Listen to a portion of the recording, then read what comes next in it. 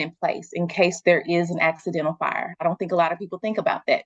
Jennifer Taylor is an injury prevention manager who says having enough space is critical when popping fireworks. You want to make sure that you're not next to any trees or buildings or grass that could potentially cause a fire. Experts from LAMAR Children say in 2022, more than 4,200 kids across the country younger than 10 visited the hospital for fireworks injuries. They say leave the light shows to the pros. Supervising your kids is a big thing. We underestimate those sparklers, and they can reach to up to 1,200 degrees Fahrenheit, and it can really get extremely hot and even burn metal. Should you choose to light them yourself, well, wear loose clothing, keep the fireworks outside, and point them away from homes and people. Taylor also said parents should monitor their kids on ATVs. They're very heavy. They tend to flip over if you're going too fast. So you definitely need the proper gear to wear when you're riding on an ATV, helmets, knee pads, elbow pads, whatever it is to be safe. And as you try to stay cool in the summer heat, remember to have a water watcher with children at all times. A lot of kids are trying to go swimming, and there's no fear, but they don't realize the dangers of water. So I urge all parents to get their kids swim lessons so when they do go swimming that they can do it safely. Sydney Gray, Action News 5. Some other safety tips. If a firework doesn't go off, do not stand over it. Have a bucket of water nearby to make sure it's out. And when you're done with fireworks, douse the remains with a bucket of water before disposing of them to avoid a trash fire. And remember, if you have pets nearby when you plan to pop those fireworks, listen, they may not like that too much. According to the Jonesboro Family Pet Hospital, it is crucial that owners take precautions before the big week. You can help your pets by keeping a light on, dampening the noise, or using medication to help ease the stress.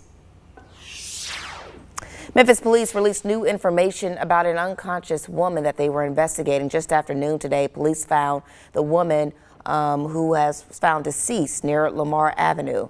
Police say that there appears to be no sign of any foul play involved in the woman's death. Memphis police will continue to investigate, but if you have any information about this incident, you're asked to call Crime Stoppers at 901-528-CASH.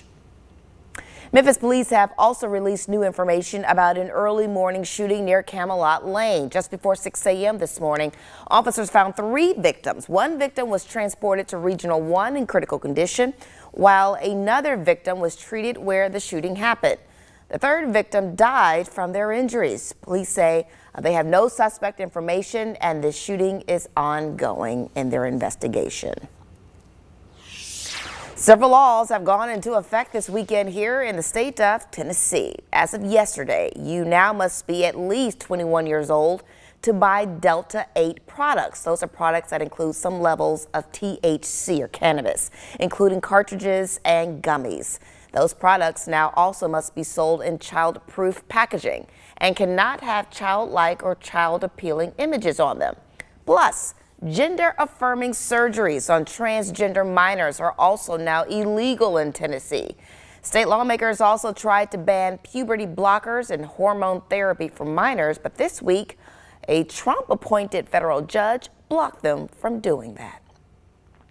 Another law that went into effect this weekend is the Governor's School Safety Plan. The new law will give schools across Tennessee hundreds of millions of dollars in the wake of the Covenant School shooting in Nashville. That money goes to both public and private schools. It will help fund school resource officers for schools to develop annual safety plans and upgrade other security measures like bulletproof windows and doors. Other laws taking effect today protect gun makers from lawsuits after shootings and expel students who threaten mass shootings at school. Coming up next, if you think the past couple of days have been hot, a few animals can definitely agree with you too. How one zoo is putting out all the stops to keep their animal friends safe and cool from the heat.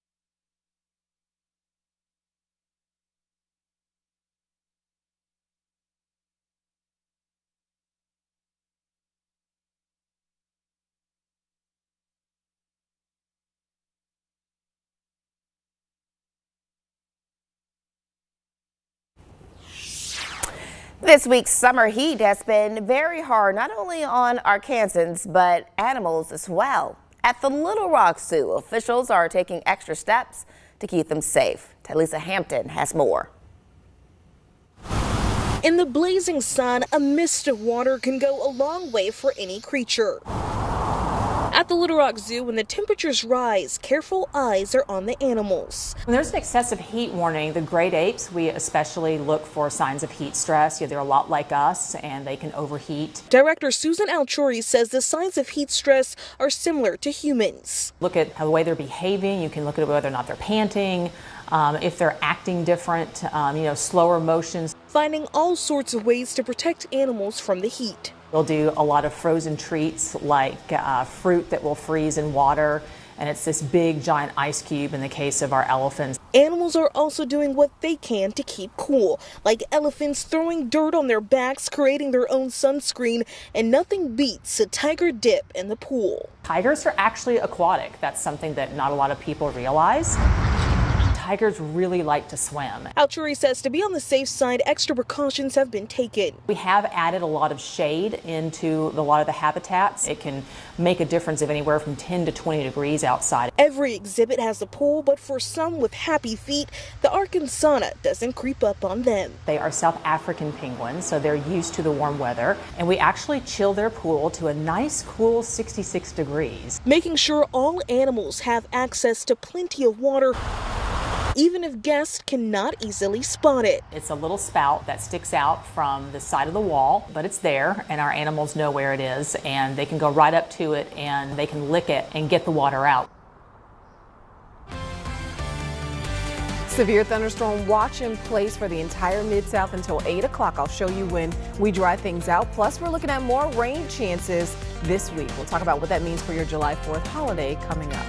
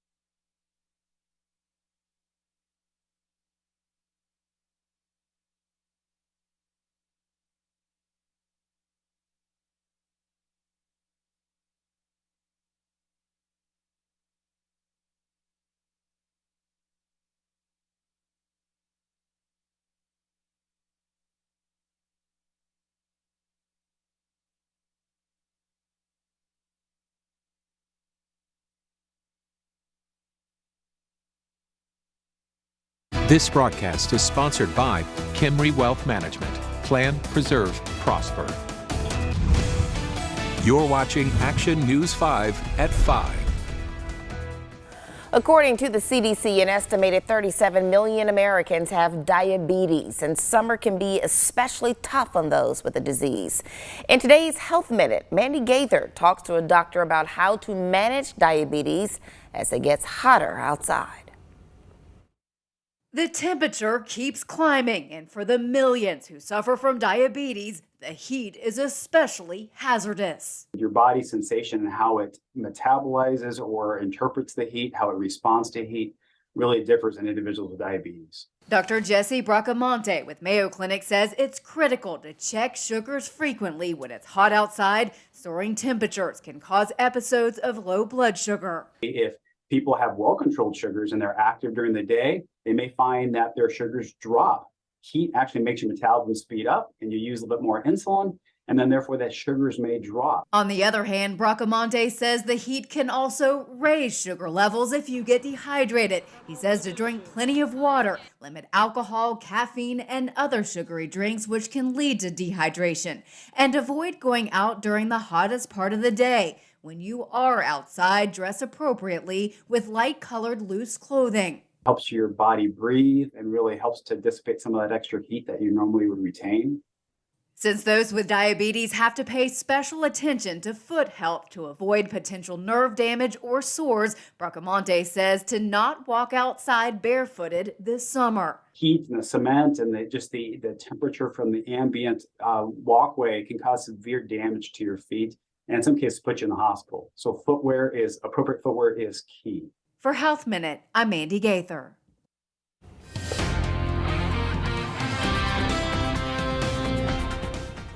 Well, some parts of the Mid-South got quite the downpour earlier today. Take a look at this video we got. One of our very own Action News 5 members sent us this crazy video from earlier today in Germantown. Yeah, it was really coming down there for just like a quick minute. Yeah. Those heavy storms, and right? And you can see all the wind whipping as well with that too. And it's because we've got a cold front that's tracking across the area, and it's able to tap into all the high heat and humidity that we have in place. So those storms have certainly been on the stronger side. Yeah. And we'll continue to see that potential through this evening. Let's take a look right now at what's going on. You can see that clouds and radar picture showing all that yellow. That's a severe thunderstorm watch, not just for us, but also for areas that point toward the north and also out to the east, thanks to this cold front that's making its way through the area. And we are still tracking some very isolated activity. It hasn't been anything like widespread. It's been more just isolated downpours to storms. And that's what we'll continue to see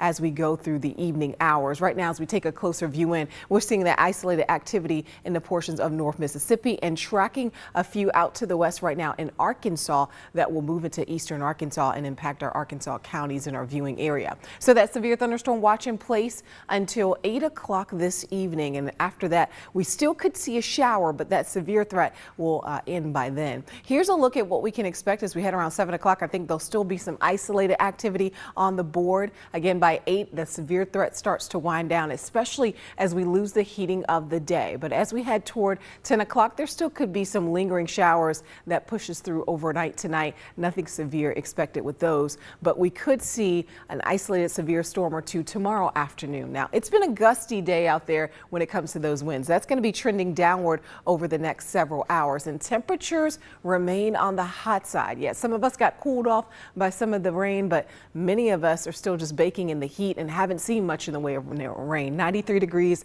is the temperature in Memphis, but feeling like 100. Notice 94 in Tunica, feeling like 106 still at this hour, but cooler temperatures for places like Oxford where you've had some rain. 79 is the temperature, but only feeling like 82 degrees. So the heat advisory continues on for just a little bit longer. 7 o'clock is when that will expire. Tonight, we will drop a little bit cooler than where we have been. 75 degrees, as I mentioned. There could be a passing shower or two, but many will stay dry. Winds will be out of the west at 10 to 15. Here comes your day tomorrow. It's looking very similar, except we'll take a little bit of a bite out of that heat. 91 degrees by noon. By 3 o'clock, 91. That rain chance just about 20%, and it goes up to a 30% chance in the afternoon for tomorrow. So we're once again going to be dealing with some isolated showers and storms. Let's talk about your July 4th forecast, because we are looking at chances for rain. So if you do have plans to be out, we'll have that plan B in place, because you may have to move it indoors as storms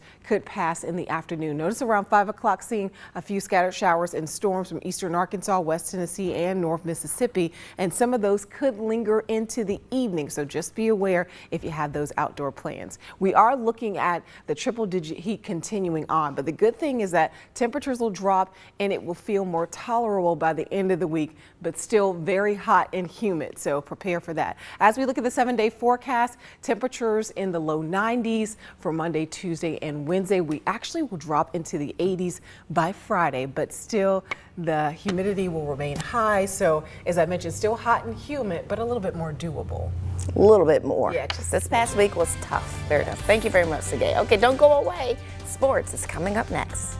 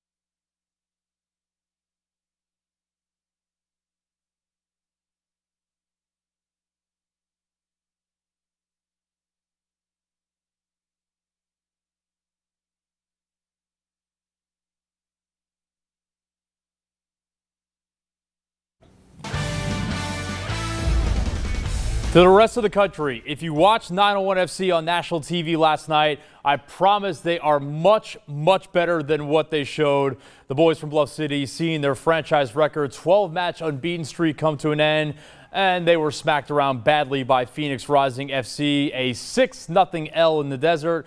Memphis gave up 3 goals in each half. It was their first loss since March 18th. Heck of a run nonetheless. 901 FC drops to 4th in the Eastern Conference with the loss, but they're back at AutoZone Park for some Friday night soccer this week against San Antonio FC. The new era for Memphis women's basketball is off and running. Head coach Alex Simmons and her squad putting in work early and often this offseason. The Tigers completed their 5th team practice on Friday morning. There are a lot of new faces, including Simmons bringing 3 players that she coached at Gardner-Webb with her to Memphis. But there are also 4 returning players, including the program's all-time leader in three-pointers made, Houston High alum Madison Griggs. So far, the molding of old and new has been smooth. You know, I think the style, I think they're having fun with it. They have a lot of freedom, and they're really taking accountability for the freedom that they have and taking ownership for what they're doing on the court. It's very exciting. I feel like it's a new opportunity, new beginnings, new start, so fresh start. So I can come in as how I am and do what I like to do what I love to do, and be a great teammate, great player as I usually am, and continue to try to lead this team. Besides Griggs, Canwell Welch, Hannah Riddick, and Destiny Jackson are the other returning Tigers. Some other Memphis-related basketball news. Former Tiger men's player Elijah MCCADDEN will play summer league ball with the 76ers. MCCADDEN is the second Tiger from last year's team to sign with a team for summer league, joining Kendrick Davis, who inked a deal with the Golden State Warriors. MCCADDEN played a key role on the Tigers' conference championship winning team this past year. Pretty good argument. He was their 3rd most valuable player behind Davis and DeAndre Williams. And Memphis native and former Grizzly Kennedy Chandler has a new home for now. The former Briarcrest product has signed with the Brooklyn Nets for Summer League. Chandler was taken by the Grizzlies in the 2nd round of last year's draft. That signed the largest guaranteed deal for an American 2nd-round pick ever. He played 36 games with the Grizzlies in his rookie season as he went back and forth between the big club and the hustle down in South Haven. He was waived during the last weekend of the regular season to clear a roster spot for Kenneth Lofton Jr. There was some thought the Grizz could bring him back, but instead he's Brooklyn bound. Best of luck to him there, although I will say, in my humble opinion, I think he's playing with the wrong New York team, but no bias or anything. Totally biased. Just a little bit. Completely biased. Best of luck to him. We love Kennedy. He's such a great player. Yeah. Okay, final look at our forecast. We know Graceland, they've got their big fireworks show tonight, so how's that looking? I think it should be okay. We're looking at most of the activity through this evening. Overnight tonight, there could be a stray shower, but I think most won't see it. And notice as you look at the board, it is rain chances every day. But I always say this, I don't think we're looking at a day where it's going to rain all the time. Now, your July 4th, we're looking at the best chances in the afternoon and evening. But I think the earlier the day, the drier, and then the later the day, then we should be dry as well. But it's going to be during the peak heating hours is where we'll see the best chances for showers and storms. But of course, we'll be watching the timing for July 4th, and we're going to be watching those storms that continue to pop up on the radar this afternoon. Don't kill the vibe already. Don't kill the vibes already. I'm just being honest. Okay, she's just the messenger. But it's going to cool things off, so thank you. All right, thank you so much for joining us here on our digital platforms. We'll be back on air at 10 o'clock tonight. See you then. Stream Action News 5 for free on actionnews5.com, on Roku, Amazon Fire TV, and Apple TV.